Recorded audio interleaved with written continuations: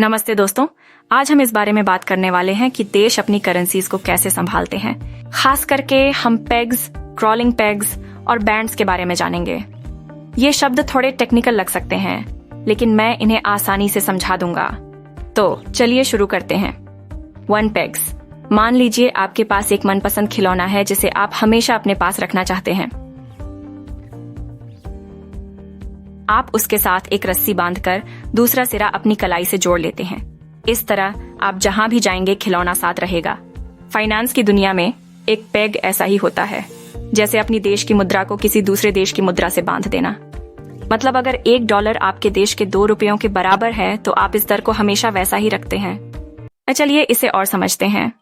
Peg वह तरीका है जिसमें एक देश की करेंसी को दूसरे देश की करेंसी से जोड़ दिया जाता है या उसकी कीमत फिक्स्ड कर दी जाती है।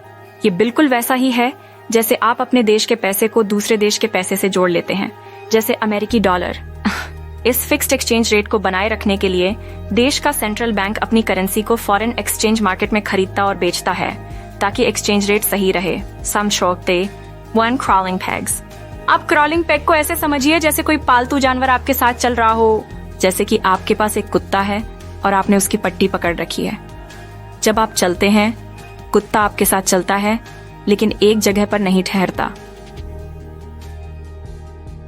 तो वह धीरे धीरे आगे बढ़ता है।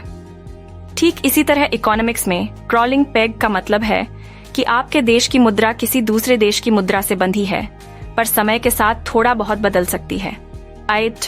जैसे वह छोटे छोटे कदम आगे या पीछे ले रही हो, लेकिन फिर भी दूसरे देश के पैसों के साथ तालमेल बनाए हुए है। इसे समझते हैं। क्रॉलिंग पेग व्यवस्था का ही एक प्रकार होता है जिसमें फिक्स्ड एक्सचेंज रेट को थोड़े थोड़े अंतराल पर छोटे बदलावों के साथ एडजस्ट किया जाता है। ये एडजस्टमेंट अक्सर आर्थिक स्थितियों में बदलाव के अनुसार होते हैं, जैसे इन्फ्लेशन या इंटरनेशनल ट्रेड में कंपटीशन बनाए रखने के लिए। 3 बैंड्स। ऐसी सड़क के बारे में सोचिए जहां कारों को लाइनों के बीच ही चलना होता है, लेकिन एकदम पतली लाइनों की बजाय वहां चौड़ी गलियां हों, यानी कारें थोड़ा बाएं या दाएं हिल सकती हैं बिना सड़क से बाहर जाएं। इकोनॉमिक्स में बैंड्स इन्हीं चौड़ी गलियों की तरह होते हैं। ये तय करते हैं कि आपके देश की करेंसी दूसरे देश की करेंसी की तुलना में कितनी बढ़ या घट सकती है।